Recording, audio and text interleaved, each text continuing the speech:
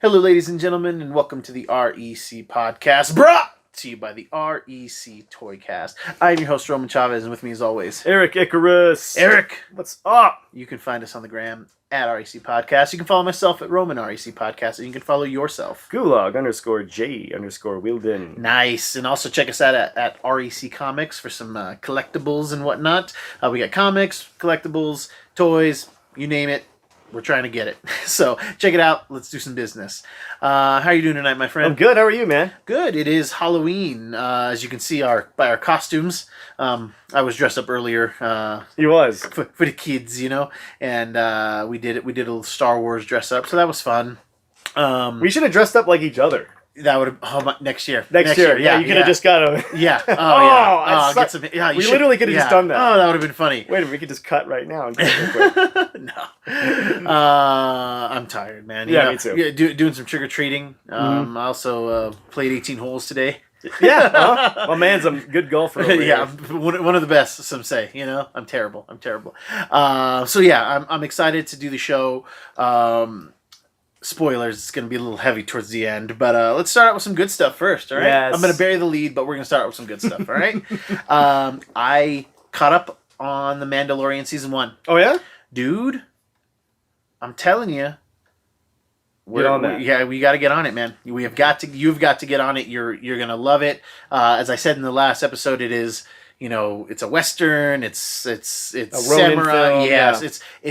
It's so much fun. It's so good. It's so interesting. And Pedro Pascal, hats off to him being able to. Now, a lot goes to these directors too, but they're able to emote with this dude without us being able to see his face. Right. We don't see his face, and but when stuff is intense, the camera work. And I mean, I don't understand film like that, but I can tell you how it's set up to me. They're conveying emotion on a character you can't see his face. I mean, that's a sign of a good director. Dude, yeah. And or writing. Yes. I mean, they did it in V for Vendetta very well. That's true. Yeah, exactly. So imagine that level of you feel what V's saying. It. Yeah, definitely. And I do need to get on this, man. I mean, I'm stoked to get through the first season, start the second season with you, so we can start a dialogue with these kids. Yeah.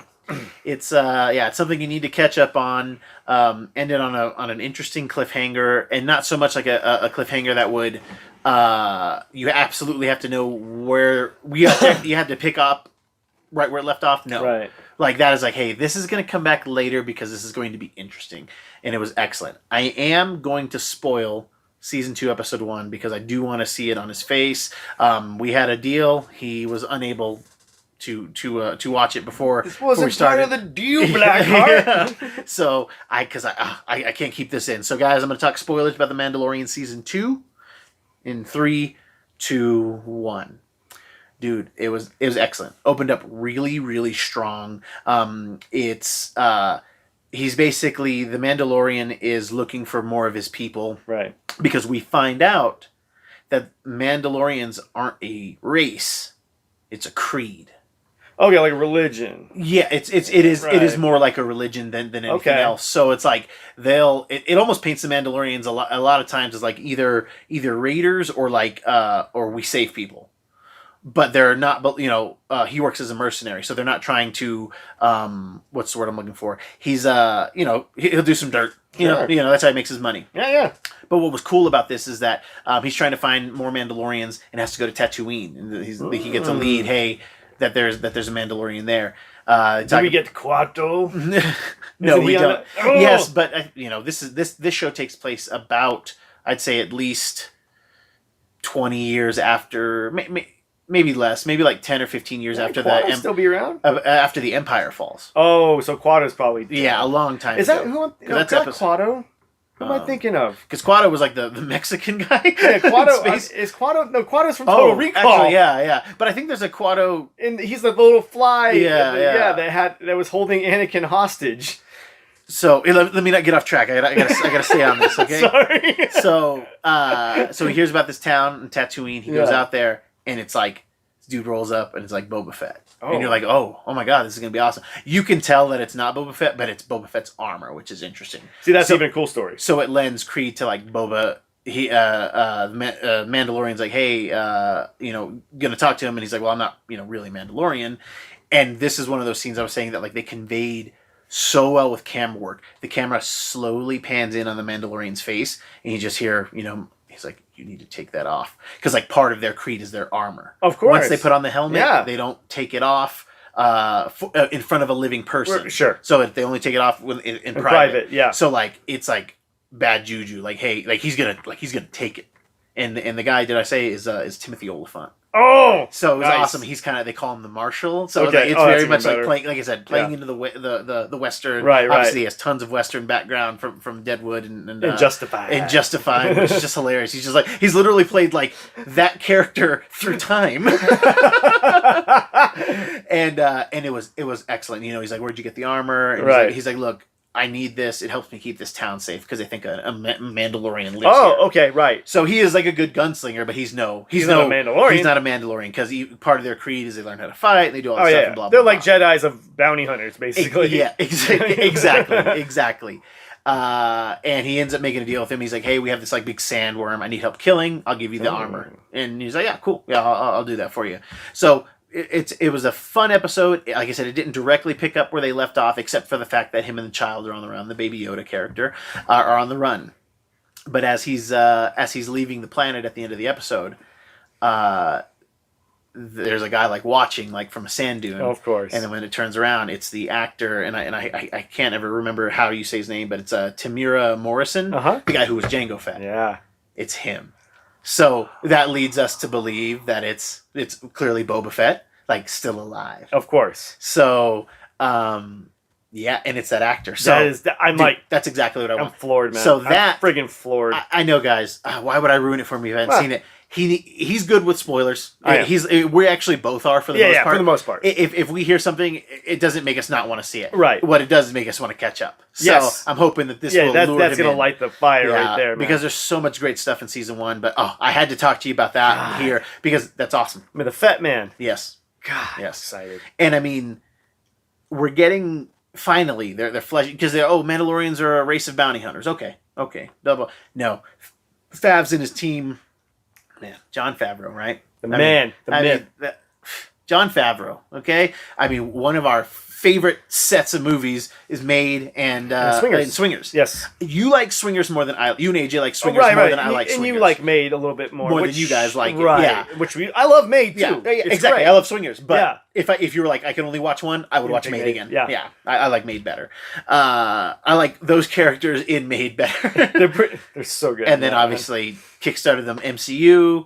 And then now is like replacements. And he's so good. He's good in Friends. He's good in everything he's in. Everything he's in, he is so good. He is. What was that? What was that one? I literally almost just said, what was that one with Vince Vaughn? The Breakup. Oh my God, he's so good in that. He's that like bartender. And he's like feels that Vince Vaughn is insinuating that he wants me to take care of it. Yeah. So man, I'll take care of it. He's like, no, that's not what I'm saying. Yeah, exactly. Keep saying that. Yeah. We need everyone to hear you say that. Chef is a great movie. Oh, dude. It's so subdued, underrated. Yes. It's not as good as we think it is, but it's better than people who haven't seen it. It's better what they think. When two things. You're either a chef or a cook, or a chef or a cook. And that's why that movie resonates well with myself and my co-host here.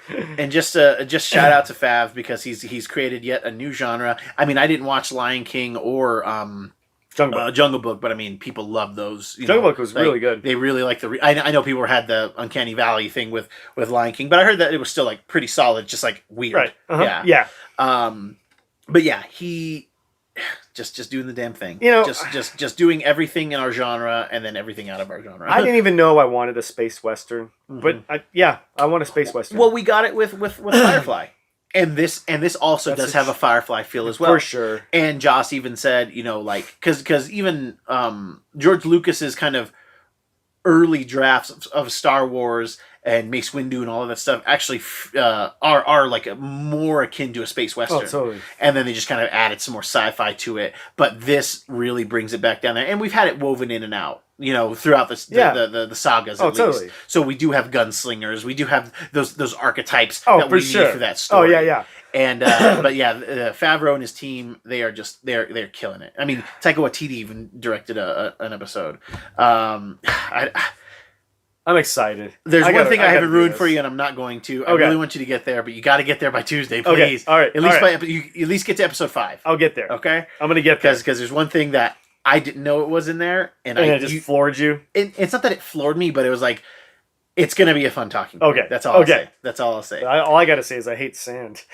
Yeah, and it's like, geez, every planet he goes on is like, this empire sucks. It's all desert planets. Like, what are you guys doing? You guys are literally farming moisture. You're farming water. This is stupid. Get off of these desert planets. Like, they're all the same. He goes on like one green planet. You know what I mean? Yeah, it's absolutely ridiculous. Of course, it's rough.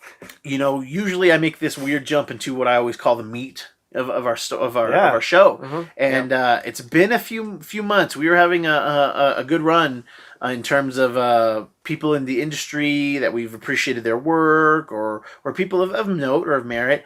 And this morning on Halloween, we woke up to the news that Sean Connery had passed away. Yep. And I gotta say, I'm bummed as a fan, but I'm not nearly as sad about this one as I have been others, just because 90 years old. Yeah, what a run.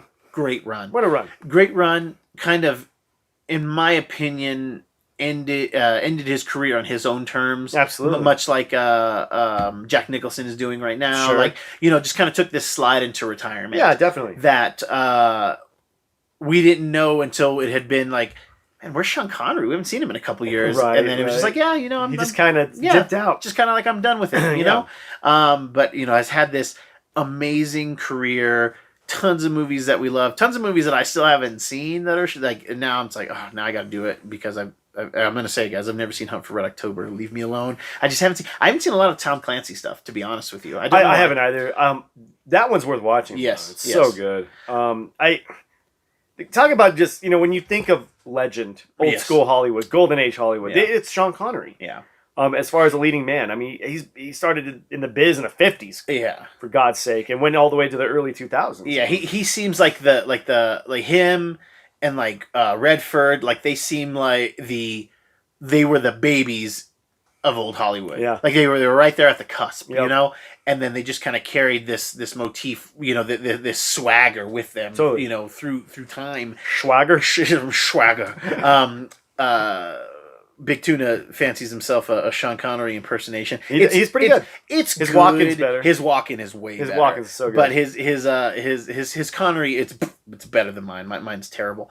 But it was man, it bummed me out though. Still bummed me out because and this is going to be a selfish reason, and we have mentioned it before, but we never got the Sean Connery as a villain in a Bond movie. Right, which I think we were all hoping for. I don't think he would have done it. I mean, the guy stuck to his guns. He's like, look, I'm done with Hollywood. He did say that interested him. Oh, it did. It just never, it was like in like a Maxim article or something. Sure. Something akin to that, where it was like, and it just never caught fire.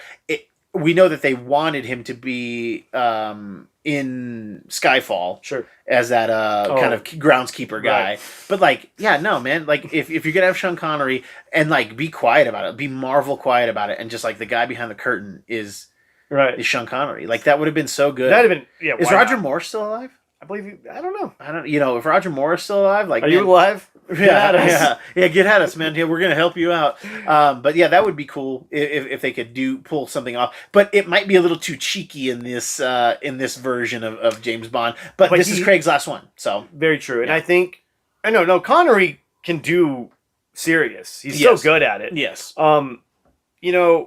Real quick, I just thought that was funny. You said he was supposed to play a Scottish groundskeeper. Yeah. But groundskeeper Willie. Oh my gosh. Why didn't we get a live version of that? Can someone meme that, please? That would have been really funny. That would have been really funny. He died Roger Moore died in 2017. Are you kidding me? Dang, man. Dang, dude, he outlived Roger Moore. That's crazy. Yeah. All right, well, bring up Lazenby. Let's see what's going on there. Timothy Dalton. Timothy Dalton. Anyway, I was definitely sad. Yeah. But, but again, not as heavy as sad as I thought. No, because he it wasn't tragic, right? Like Chadwick Boseman was too young, too soon for us. Connery, I've got great memories with a lot of his movies, and That's why I think it's more melancholy than a full on mourning. You know what I mean? Yes, I agree. It just bums me out because it's just like, man, in a year where people are passing and things that are terrible, it's just another.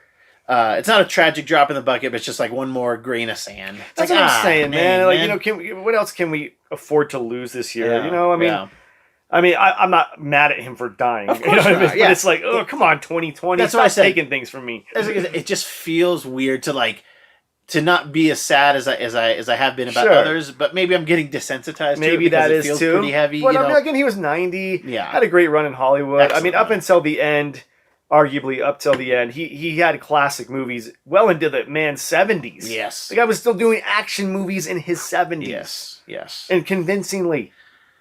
There's some goodies out here. Why don't you get me with a few? Let's start with Untouchables because that's one I've not seen. Okay.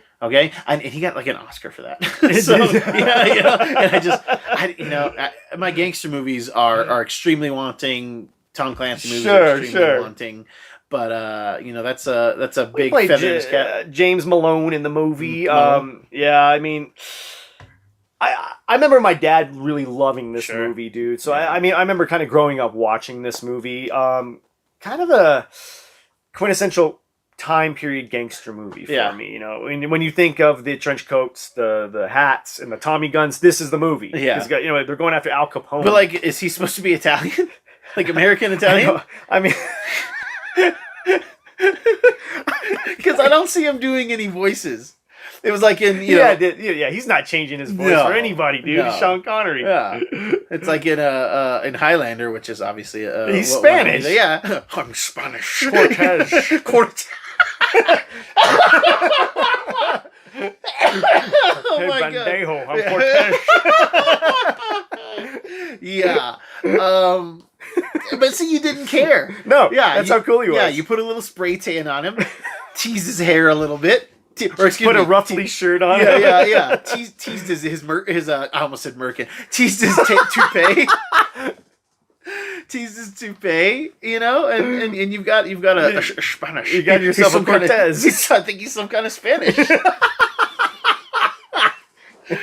Oh my gosh. Yeah, and that was the weird thing about Sean Connery, is that you knew he was playing roles that he did not understand. Oh yeah, especially Highlander. Dude, yeah, he had no idea what he was doing. He was just like, yeah, I'm going to do I don't care about this. I'm going to do the best I can because you guys are paying me. Oh yeah. But, and I think that weighed on him later because, like, especially, famously he turned down the Lord of the Rings. Lord of the Rings, Matrix, and Jurassic Park. Like, and it's it's insane to me. But I think he lived a long lifetime of these films where he just like did not get the concept. Yeah. And just at some point you answer a lot of questions like when you don't actually know the genre. Right. Like, he doesn't care. No. You could tell that he didn't care post production, Yeah, for sure. I mean, I think James Bond was like the last thing maybe Indiana Jones a little bit. I felt like he was very there in the character. Classy, yeah. Which is, sorry to say, folks, I know this is going to offend a lot of people, but Indiana Jones: The Last Crusade is my favorite Indiana Jones. I think that's a lot of people's favorite. I've got a lot of heat for that. I've got a lot of heat for it. Well, how dare you know Raiders is the best one? Yeah. Raiders is the best one, but Temple of Doom is my favorite. Is it now? It's because it was the first one I remember seeing. Okay. So I have fond memories of it, and it's so crazy like how low budget it is while also like looking so cool because the majority of it just like takes place in that like cavern. Yeah, totally. There's like so much of it that takes place there. It's the one that feels it's like I really like Super Mario Brothers 2. Oh, okay. Which is also like doesn't feel like it belongs anywhere in the saga. It was actually not even a Super Mario game. It wasn't. Yeah. It was something else, and they just put the sprites, the Mario sprites in there. That's right. That's right. And it feels the same thing as like Temple of Doom. So that's the one I have the fondest memory of. I do know that because by the time not Raiders, but oh my God, Last Crusade comes out. Yeah. It's so like we know who Indiana Jones is. Oh, cool. We're going back to Nazis. And you add Sean Connery. Exactly. And it wasn't a role that we have seen Sean Connery in where he wasn't like the main front like badass guy. Right. You know, where you were like, oh, he's kidnapped, and he played like, oh, I'm a little helpless. You know, like he played that well. He like, did. I'm just a brain. Exactly. Like he never wanted to get in over his head. He could handle what he could handle, and I had the best lines in the movie. Yes. I mean, come on, man. She talks in her sleep. Come on. I mean, that's so funny. And it was cool because like it was like that was Sean Connery. Yes. And then it was just like a little Sean Connery, bled out into Dr. Jones. Dr. Jones Senior. Yeah, I mean, I'm a little upset that he didn't come back for Crystal Skull, but then I'm sure he's actually read enough bad scripts now to where he's like, yeah, I can't do this. Yeah, but by the time Crystal Skull comes out, like that character would have been. You think so? Yeah, dude. We're in the 50s. I think so. At that point, yeah, late 50s. So. Sure. Yeah, I guess he would have been a little older. Yeah, because in the story, because Indy was old. Like that was the whole thing. Like he was old Indiana Jones. That's like true. His dad wouldn't. We don't want older. Yeah. We don't want. Oh, let me get your wheelchair. And that's what it would have been. Would you wanted him? Speaking of that, would you think he'd be a good Professor X? I do not. Just slapping Jean Grey when she's talking out of turn. We can't sidestep that. But that's not what this is about. He's up in heaven, slapping angels. Slapping angels now, man. The guy, I mean, what is your favorite Sean Connery movie? My favorite Sean Connery movie, man, it is probably The Rock. Me too. Because again, it was like he was doing the Liam Neeson thing before Liam Neeson, for sure. Where he was like in this old, like you believe that Mason could beat you up. Oh, like, for sure. Yeah, like that guy could kill you. Yeah, no problem. Mm-hmm. He just did everything. And it was cool. It was like a quasi, like, oh, this was James Bond. Yeah, like we captured James Bond. I think that's what they were that going was the implication, for. Yeah, that he was James Bond and that he was being held in America for spy stuff. I'm assuming. Yes. So what adds a cool little layer to it. Mm-hmm. You finally know that for a fact that the 007 James Bond was just a code name. Yeah, and then his name is Mason. Yeah. So I mean, that movie to me was probably the biggest summer action movie I remember like seeing as a 12-year-old. You know what I mean? In that preteen era. Yeah. Going to the movie theater and just seeing this old guy carry a movie with Nicolas Cage, who at the time was one of the biggest stars on the planet. Yeah. And stealing every scene. Oh yeah. And well, Sean Connery was stealing every scene. Yeah, he was so good. Again, great lines. Oh yeah, God. Yeah, I know. This is not an R-rated podcast, or we would we recite a lot of them. Yes. But I mean, there's a scene in there where he's standing toe to toe with Ed Harris's character. Yeah. He's captured. General, sure. Yeah. And just not backing down. No. And then, quoting, Ed Harris quotes Tom Paine to him. Mm-hmm. He quotes Oscar Wilde to him, and he gets the butt of the gun, Lunacy. His mouth even does the... Yeah. Like, you can't do it's that so without Connery. doing... Yes. His mouth just was, like, breaking down. It's so much, Yeah. Like, when he busts through the glass for Womack, the guy who put him in prison, and then rips his arm out of socket. I mean, yeah, everything was so cool. And like he would just do like old school spy stuff. Oh, totally. Which is cool. I loved how when they go into Alcatraz and then they get recaptured. Yeah, like he shows us how he escaped. Yeah, like you get it. Yeah. And honestly, like I wasn't even looking for that. No, I wasn't even looking for how he escaped, and then they gave it to us, and it was like, oh, this is so fun. And honestly, it kind of makes sense. It makes sense, yeah. And a level of like you could get, you could do it if you were good at timing and lucky. Yeah, because they even set it up well to like, I think Alcatraz had been decommissioned for years, for sure, but he was still there. Exactly. So like it makes sense that like, oh, you could get out because there was like nobody else here. Right. Like it was just guards and you. Yeah. Until they moved you elsewhere. Right. Yeah, God, yeah, that's definitely my... He's got... Yeah, that's the biggie for me. I mean, I love Just Cause. Okay. With Larry Fishburne. Such a underrated movie. It's definitely a sign of the times. Go watch it. Deals with race. Yeah. Mm-hmm. Heavy watch, great watch. And Rising Sun with our homie Wesley Snipes. Yeah. He loves the show, I think. Yeah, Wesley. We sing your praise a lot there, Wes. We do indeed. Yeah, big Wesley, we call you. You know. I call you Wesley Pipes. That's actually an adult film star. Yeah, that's right. Maybe he's watching. It seems a little bit more likely. But nothing gets me set ready like the REC podcast. But I like Rising Sun's really good. Yes, I just dig the whole kind of having the whodunit. Yeah, in a very kind of seedy way. That Yeah. movie's very. I remember sleazy was the word. I remember watching it. I'm not going to win any people over, but he's not my favorite James Bond, and Sure. those are the ones I've watched the least. They're just a little too old for me. Like my dad wasn't super into James Bond, so Sure. I watched them on my own. Oh, totally. So it wasn't like I had that experience. I'm sure you watched them with your dad. Oh, yeah. Because he loves James Bond. Oh yeah. So like I don't have that actually for me where I had watched a bunch of them just out of order and whatever. Oh, sure. But then when GoldenEye was like so good, I went back and I watched all of them, and they all have cool stuff to them in their own right. Especially when you consider the time. Oh, big the time. storytelling was just so interesting.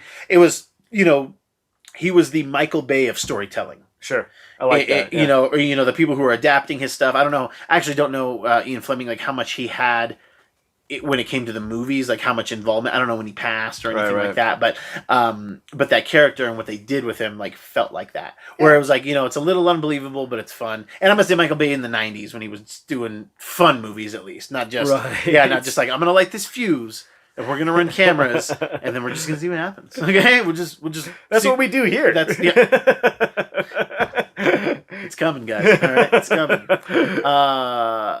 Finding Forrester, I really liked late in his career. Yeah, I vaguely remember it. Basketball movie? No. What am I thinking of? No, it's about this this kid who likes writing, and William Forrester was like this famous author who's like a recluse who kind of falls off the map. They form this like kind of unlikely friendship. Okay. And he doesn't know that William Forrester is who this old man is, and he's like helping, and he's been kind of a recluse, and they kind of form this relationship, and they become the kid's trying to be a writer, and he ends up getting kind of shepherded a bit by one of his idols, without even knowing it, without really even knowing it. That's awesome. I'm about to watch that again. It gets him out of like being kind of at home and all that stuff. It's a solid movie. It's not one that I've watched more than maybe twice. Sure. But it was really good, and it was again a role that I had not seen him in. Again, subdued and not playing.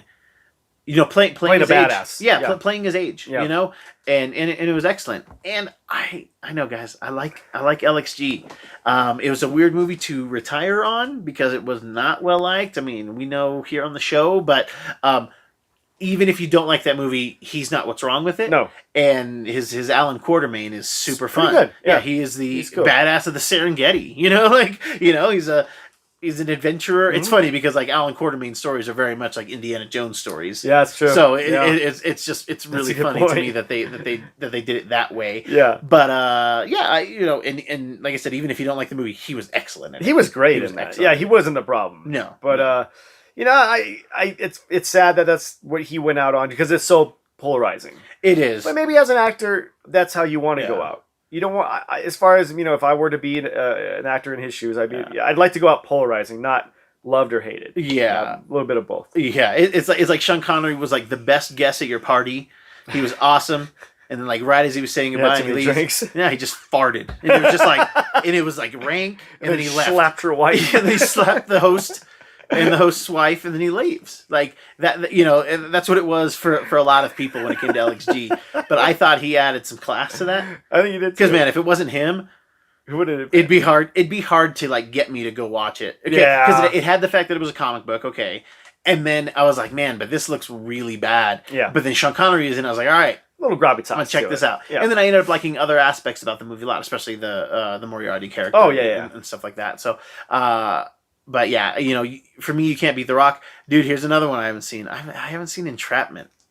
Oh, with Catherine Zeta-Jones, with the Zeta-Jones. It's sounds like some type of weapon. It kind of is actually. Funny you bring that up. Yeah. They use her to because he's a spy. Okay. A gentleman thief actually. Ooh. and brings Catherine Zeta-Jones works for the police force or the FBI or something to try to bring him in. Yeah. So she kind of is a weapon. But she, spoilers, she ends up kind of siding with Sean Connery. Yeah. Like, oh yeah, this is great. Let's do this heist. Yeah. And funny enough, he slaps her a lot in this movie. Oh, is that right? He does indeed. Yeah, he has like a 10 slap minimum in his contract. It's like, yo, either whether it's on camera and we can use it, or if it's off camera, I'm slapping her. I'm slapping. I'm slapping Zeta-Jones. And I guess we should clarify this. Oh yeah, no one knows what's going on with this. You may not understand this joke. Explain this. Yeah, explain this. We should have clarified this a while ago. He's been in a couple interviews where he was like, somebody would ask him about like slapping women as like he's like, yeah, if they're being unruly or like hysterical. Hysterical, sorry. If they're being hysterical and you need to like calm them down. Yeah. He was like, an open hand slap is completely acceptable. Yeah. And then he like doubled down on it like years later. Barbara Walters interview. Yeah, it's the most bizarre thing. But, we do not advocate domestic violence. It's just the weirdest thing to like odd. to double down on. Yeah, like he straight up tells Barbara Walters, he's like, they want to get the last word in.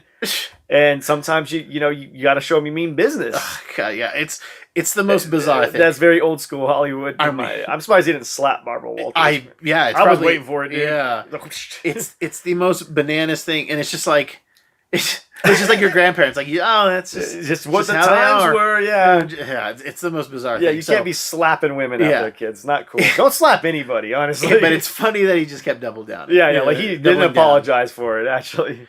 I do think we got to mention Zardoz a little bit more. I'm going to put up a picture of Zardoz here, okay? Dang it. It's looking hot. What is this at? It's looking hot. 30 minutes, roughly. Okay, we're good. Just because I got to remember where to put it in, but it's the craziest picture ever. As I said, I have it here, and you'll see in this weird orange bikini thing that he has. Oh, God. In this weird orange bikini we'll thing that for the thumbnail. Yeah. It's, again, something that he didn't understand. It was like, because this is like after James Bond. Yeah. And way after James Bond. It's a crazy, it's hard to explain. If you have time and you want to just wrap your mind around something that you can't understand, watch Zardoz with Sean Connery. Big Tuna showed me this movie. I feel like it was like some type of plague. Like it was some type of curse. He could not be free of it until he got it onto somebody else. And now I'm obsessed with Zardoz. It's a funny movie. I mean, it's unintentionally funny. Yes. He's looking pretty good in that, man. Yeah. Really getting his Burt Reynolds on. Yeah, big time. One. Yeah. Uh-huh. But it's a weird movie, quirky movie. Got to talk about the Highlander. Yeah, just great, great. I mean, we mentioned it earlier. Just good. Yeah, I think he played a good mentor role. Totally. The Yoda. He played a good Yoda role in that. We're not going to bring up the second one because it doesn't exist. Yeah, and I mean, he's excellent in there too. He is good in that. He is fine. But it's like, oh God, this movie's stupid. There's one more I want to bring up because it's just another odd one. It's called Instinct with him and Cuba Gooding Jr. Yeah, I haven't seen that one either. He plays this kind of deranged man, and Cuba's like a psychiatrist. Check it out, kids. If we might be going on a lockdown again, just stock up on your Connery movies. Yeah, there you go. So pouring one out for the man. We got to pour one out for Sean Connery. Hollywood legend, one of the first old action stars, as far as I'm concerned, and pioneer. I'm not too keen on his slapping stuff, but yeah, pour one out for the legend. All right, yeah, Mr. Connery. Thank you for the entertainment. Yes, that is our show, kids. If you like what we're doing, please hit that subscribe button. Let us know what you think in the comments below. What's your favorite Sean Connery movie? Yeah. Check us out again at RAC Podcast or over at RAC Comics if you're looking to Christmas coming up. Maybe you're looking for something collectible. So check us out there. Eric, do you have any final thoughts for us today? Yeah, I would be remiss if I didn't mention Sean Connery was in the original Avengers. He was an original Avenger on the big screen. Is that a fact? He was in this movie called The Avengers. Yeah. It was based off an old British TV show, and it was a load of horse. So he wasn't in the original. He was in the reboot. He was in the movie with Uma, right? Uma Thurman, and I can't remember the hot British guy. He's always in things. I can't remember his name. Oh. Ray Fiennes or something. Oh, okay. So, yeah. It sucked. Yeah. It was terrible. But I thought I had to bring that up. Yeah, because he sullied the name of the Avengers. He did for a long time. Kids, thank you so much for watching. Thank you for listening. I have been your host, Roman Chavez. I'm still Eric Icarus. We will catch you on the next podcast.